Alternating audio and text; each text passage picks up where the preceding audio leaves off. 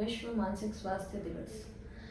और इस बार के WHO के थीम यानी कि वर्ल्ड हेल्थ ऑर्गेनाइजेशन ने जो थीम दिया है वो है make mental health and well being for all a global priority. इसका मतलब ये है कि आज के समय को देखते हुए यानी कि बदलते हुए समय में हमारे जितने सारे बदलाव आ रहे हैं लाइफ में, उसमें से मानसिक स्वास्थ्य को बहुत अहमियत दी जाती है। जितना कि शरीर पर लगे घाव पर दवाई लगाना ज़रूरी है, उतना ही मेंटल हेल्थ की देखभाल करना भी ज़रूरी है।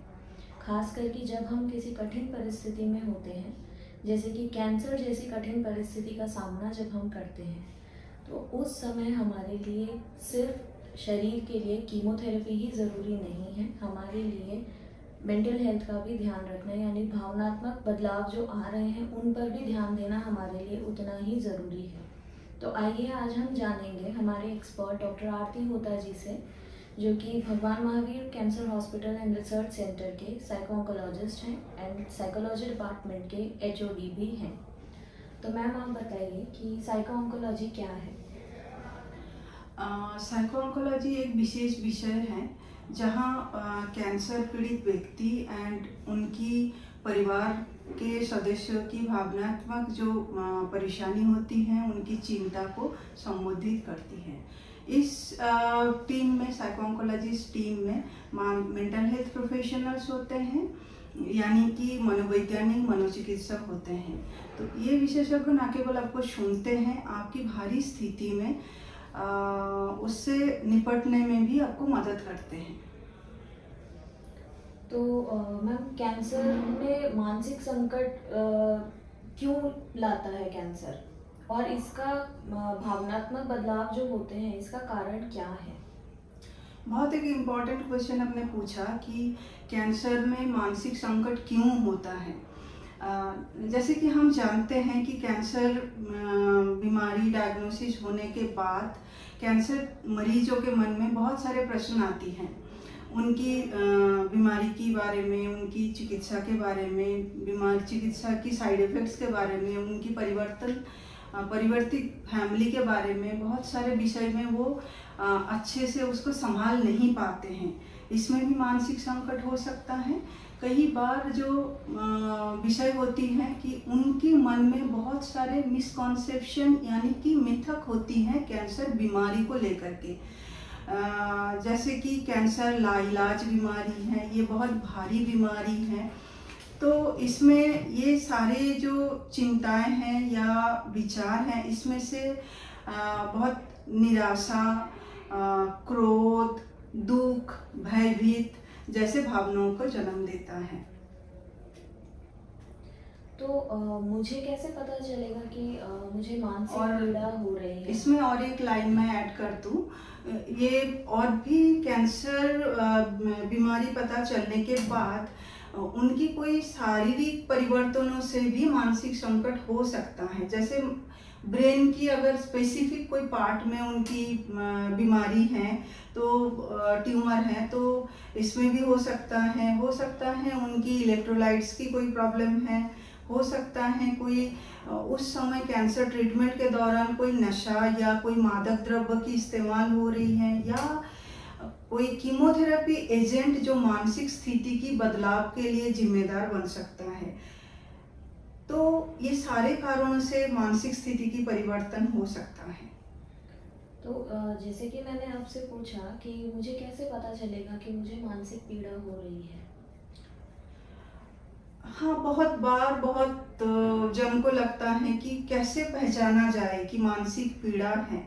कैंसर डायग्नोसिस के बाद कैंसर जब इलाज शुरू करते हैं, कई बार देखा जाता है कि बहुत ज़्यादा चिंता हो रही है, बहुत चिड़चिड़ापन महसूस हो रही है, नींद नहीं आ रही है, बुरे सपने भी आ रही हैं, थोड़ा निराश हो जाना, अपने परिवार दोस्तों से थोड़ा सा अलग रहना, उनसे बात करने की इच्छा की कमी, खुद को नुकसान पहुंचाने वाले चिंता, कई बार लंबे समय तक रो रहे हैं या दिन में कई बार रो रहे हैं, ऐसे बहुत सारे जो संकेत हमें मिल सकता है, जिसमें से हमें लग सकता है कि ये कठिन स्थिति है या इसकी चर्चा होना चाहिए। तो साइको ऑन्कोलॉजी टीम की सहायता कब हमें लेनी चाहिए? देखिए, जब कोई लोग अपने डॉक्टर के मुंह से सुनते हैं कि आपकी कैंसर हो गया है, सुनने के बाद उनके मन में बहुत सारे प्रश्न आती हैं कि मेरा ये बीमारी क्यों हो गया, मेरे साथ ही क्यों हुआ है, मेरे हाथ में कितना दिन है, कितना दिन मैं जीऊंगा, और मेरे परिवार का क्या होगा, अब इस बीमारी में और क्या पीड़ा हो सकती है, कितना परेशानी मुझे हो सकता है, मैं फैमिली की बोझ बन जाऊंगा क्या, ऐसे भी सोच आती है कि मैं इस बीमारी के लायक हूँ क्या। तो ऐसे बहुत सारे सोच उनके दिमाग में आती हैं। इसमें ये सारे विचार या प्रश्न में क्रोध और चिंता की एक अंतहीन धारा बोल सकते हैं, जो कि एक मरीज को या उनके परिवार वालों को एक अकेलापन महसूस करवाता है, बहुत निराश हो जाते हैं, उनकी हेल्पलेसनेस फीलिंग होती है, ये सारे हो सकता है। तो इसमें मैं बोलना चाहूँगी, ये सारे ही जो भावनात्मक परिवर्तन हैं ये सामान्य है, क्योंकि किसी भी क्रिटिकल सिचुएशन या कठिन परिस्थितियों में आपकी एक प्रतिक्रिया है। इसमें ऐसे है नहीं है कि आप इमोशनली बहुत कमज़ोर हैं, मानसिक रूप से कमज़ोर हैं, ऐसे है नहीं है। बहुत सारे जन के साथ ऐसे ही इस तरह की ही भावनात्मक परिवर्तन होती हैं, पर हमें ध्यान देना चाहिए कि भावनात्मक परिवर्तन अपने कैंसर इलाज में किस तरह की प्रतिक्रिया या नकारात्मक इफेक्ट डाल रहा है। तो क्या कैंसर ट्रीटमेंट के लिए मन इतना इम्पोर्टेंट है? जब कोई पहली बार अपने डॉक्टर के मुंह से सुनते हैं कि आपकी कैंसर है, तो उनकी दुनिया ही बदल जाता है। उनके मन में बहुत सारे प्रश्न आती हैं कि मेरे साथ क्यों हुआ है, इसमें क्या दिक्कत और पीड़ा हो सकता है, मेरे हाथ में कितना दिन है, मेरे परिवार की क्या होगा, ऐसे तो नहीं है कि मैं बोझ बन जाऊंगा, और मेरे साथ ही क्यों हुआ है, क्या मैं इसके लायक हूँ। ऐसे बहुत सारे क्रोध, चिंता जैसे भावनाओं की जन्म देता है, जिसमें अकेलापन, हताशा, निराश, असहायता महसूस होता है। तो इसमें मैं बताना चाहूँगी कि ये सारे ही जो भावनाएं हैं ये सामान्य हैं, क्योंकि एक बदलाव परिस्थिति में आपके मन की परिवर्तन है। ये केवल एक सिचुएशन स्पेसिफिक, यानी कोई भी डिफरेंट सिचुएशन में आपकी प्रतिक्रिया था, इसकी तीव्रता भिन्न हो सकता है, पर इस स्थिति में बहुत सारे कैंसर मरीजों के साथ ऐसे होता है और इसमें कोई गलत और सही नहीं है। पर इस सामान्य जो मानसिक स्थिति की परिवर्तन ये कभी भारी हो सकती हैं जब ये कोई नकारात्मक प्रभाव अपने कैंसर इलाज में डालता है। कई बार ऐसे होता है कि मरीज अपने मन की बात खुल के बताने की कोशिश करते हैं अपने परिवार दोस्तों के साथ, पर ये सोच के पीछे हट जाते हैं कि क्या मैं और भी बोझ डालूं उनके ऊपर, क्योंकि ऑलरेडी वो इतना हैरान हो रहे हैं मेरे कैंसर की वजह से। कई बार परिवार दोस्तों उनको सलाह देते हैं कि अभी तो स्ट्रांग रहना है, ऐसे नहीं करनी है, कमजोरी नहीं दिखाना है, सकारात्मक सोच रखना है, सब ठीक हो जाएगा। ये सारे ही जो सलाह उनके लिए उनको और अकेला छोड़ देता है, उनको एक अकेलापन महसूस होने में मजबूर कर देता है। तो इस समय एक साइको ऑन्कोलॉजिस्ट की मदद लेना ज़रूरी होती है। वो आपकी ये जो मानसिक परिवर्तन या भावनात्मक जो संकट है उसके सटीक कारण समझ पाएंगे और उसके हिसाब से आपको मदद भी कर पाएंगे। कई बार किसी को लगता है कि मेरा तो सब ठीक ठाक चल रही है, फिर मुझे क्यों साइकोलॉजिस्ट को दिखानी है, साइको ऑन्कोलॉजिस्ट को दिखाना है। पर उनके लिए भी मैं बोलूँगी, एक प्रोफेशनल की जब आप मदद लेते हैं तो वो ये आपको और कंफर्म कर देते हैं कि जो आप स्टेप कदम उठा रहे हैं वो सही है, मानसिक परिवर्तन को जैसे आप संभाल रहे हैं वो सही है।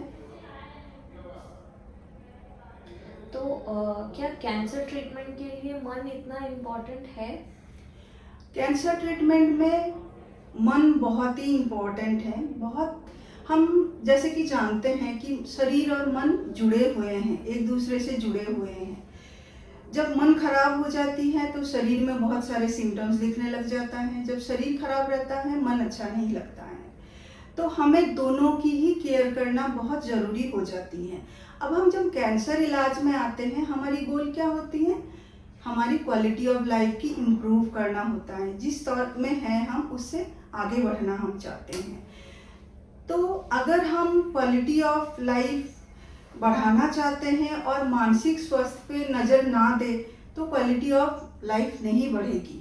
नंबर 2 ऐसे होता है, बहुत सारे रिसर्च में पाया गया है कि जो यही भावनात्मक जो संकट होता है या इमोशनल जो डिस्ट्रेस होती है, जो बहुत अच्छे से संभाल पाते हैं, हो सकता है कि वो खुद संभाल रहे हैं, हो सकता है वो कोई साइकोलॉजिस्ट की मदद ले रहे हैं, उनकी इलाज की परिणाम अच्छा होता है, इलाज के दौरान उनकी परेशानियां कम से कम होती हैं। और ये भी मैं बता दूं, हमारी मन हमारी इम्यूनिटी के साथ भी जुड़े हुए हैं। ये भी पाया गया है रिसर्च में कि इम्यूनिटी कमज़ोर हो जाती है जब हम बहुत मन से परेशान रहते हैं। तो मेरे पास बहुत अच्छे मेरे फैमिली मेम्बर्स हैं, बहुत अच्छे परिवार है मेरा, बहुत अच्छे डॉक्टर्स भी हैं इसके अलावा मेरे पास में, जो मुझे बहुत अच्छे से समझते हैं, सारी ही बातें मुझे मेरे सुनते हैं। इसके बावजूद भी क्या मुझे एक साइको-ऑन्कोलॉजिस्ट की हेल्प लेनी चाहिए? ये तो बहुत बड़ी अच्छी बात है कि आपके पास बहुत अच्छा परिवार है, बहुत अच्छी दोस्त हैं, आपकी डॉक्टर बहुत मदद कर रहे हैं। पर एक बात मैं बताऊं कि ये सारे एक साइको ऑन्कोलॉजिस्ट की विकल्प नहीं है, क्योंकि पहले जैसे मैंने आपको बताया कि साइको ऑन्कोलॉजिस्ट आपकी मानसिक स्थिति की जो परिवर्तन आई है, जो इमोशनल डिस्ट्रेस है, साइकोलॉजिकल डिस्ट्रेस है, उसकी मूल्यांकन करते हैं और उस बेसिस पे आपको मदद करते हैं। जैसे कि कैंसर ट्रीटमेंट में आपकी ऑन्कोलॉजिस्ट आपकी कैंसर ट्रीटमेंट में मदद करते हैं, ऐसे ही एक साइको ऑन्कोलॉजिस्ट आपकी कैंसर ट्रीटमेंट के दौरान आपकी मेंटल हेल्थ की एक्सपर्ट है। तो साइको ऑन्कोलॉजी आखिरकार क्या सिर्फ परामर्श है, यानी काउंसलिंग है सिर्फ? नहीं, ये प्रश्न और ये मिसकॉन्सेप्शन बहुत जनों में है कि काउंसलिंग है, साइको ऑन्कोलॉजिस्ट मीन काउंसलिंग है। नहीं, पहले भी मैं बता चुकी हूँ इस सेशन में कि साइको ऑन्कोलॉजिस्ट एक प्रशिक्षित होते हैं कैंसर इलाज के दौरान मानसिक परिस्थिति की जो परिवर्तन होता है उसको पहचानना कैसे है, उसकी आकलन एंड मूल्यांकन कैसे करनी है और उस हिसाब से उनकी आगे की ट्रीटमेंट कैसे लेना है, इसको निर्धारित करते हैं। और वो निर्धारण भी कुछ एविडेंस बेस्ड ट्रीटमेंट बेस पे ही करते हैं, वो ना केवल आपको समझाते हैं। तो इसमें जैसे मेरे परिवार वालों के भी भावनात्मक बदलाव होते हैं क्या, और उनको भी साइको ऑन्कोलॉजिस्ट की ज़रूरत है? देखिए, निश्चित रूप से मैं ये बताऊंगी कि उनको भी साइको ऑन्कोलॉजिस्ट की ज़रूरत हो सकती है। वो भी मानसिक स्थिति परिवर्तित उनकी भी होने की संभावना होता है, क्योंकि वो भी एक बुरे समय में गुजरते हैं, उनकी भी बहुत सारे कठिन परिस्थितियां आती हैं। कई बार वो उसको जिक्र नहीं करते हैं, उस पर खुल के बात नहीं करते हैं। उनको लगता है कि मरीज पहले से ही इतना परेशान है, उनको अगर लगेगा कि मैं भी परेशान हूँ तो मरीज और परेशान हो जाएगा। पर मैं इसमें बोलना चाहूँगी, आप इस ट्रीटमेंट की जो सर्कल है, जो हम एज ए टीम काम कर रहे हैं, उसमें आप एक इम्पॉर्टेंट आपका रोल है। आप अपने मतलब पेशेंट को संभाल रहे हैं। आप अगर सही नहीं रहेंगे तो आपकी पेशेंट को आप अच्छे से नहीं संभाल पाएंगे। तो आपकी क्वालिटी ऑफ लाइफ उतना ही इम्पोर्टेंट है जितना आपकी मरीज की या आपकी पेशेंट की क्वालिटी ऑफ लाइफ इम्पोर्टेंट है। इसमें मैं एक बात बताना चाहूँगी इसमें कि हमारी भगवान महावीर कैंसर हॉस्पिटल में बहुत सारे सेवाएं हम देते हैं साइको-ऑन्कोलॉजिस्ट डिपार्टमेंट से। जैसे कि मैंने बताया कि साइकोलॉजिकल डिस्ट्रेस जो है उसकी असेसमेंट होती है, यानी मूल्यांकन होता है। दूसरी बात ये है कि साइकोथेरेपी देते हैं। इसमें नशा मुक्ति जैसे टोबैको, तंबाकू हो गया, शराब हो गया, अन्य कोई भी मादक द्रव्य की जो इस्तेमाल होती है उसको कैसे छुड़वा सकते हैं या उसके बारे में हम बात करते हैं। रिलैक्सेशन ट्रेनिंग देते हैं। तनाव के ऊपर, स्ट्रेस के ऊपर भी हम मैनेजमेंट कैसे कर सकते हैं उसके ऊपर भी हम बात करते हैं। रिहैबिलिटेशन पार्ट पे भी हम बात करते हैं। रिहैबिलिटेशन जैसे मानो कि प्रोस्थेसिस पे बात करते हैं कि हेयर लॉस हो गया उसको कैसे आगे संभालेंगे, ब्रेस्ट रिमूव कर दिया उसको आगे कैसे संभालेंगे, उसके बारे में भी हम चर्चा करते हैं। ग्रीफ एंड बिरीफमेंट काउंसलिंग भी हम करते हैं एंड पैलेटिव केयर की भी पेशेंट की हम देखभाल करते हैं। उनकी मानसिक स्थिति को संभालने में भी हम देखभाल करते हैं। Thank you so much ma'am, आपने हमारे साथ बहुत एक इम्पॉर्टेंट इन्फॉर्मेशन शेयर किए हैं। Thank you so much.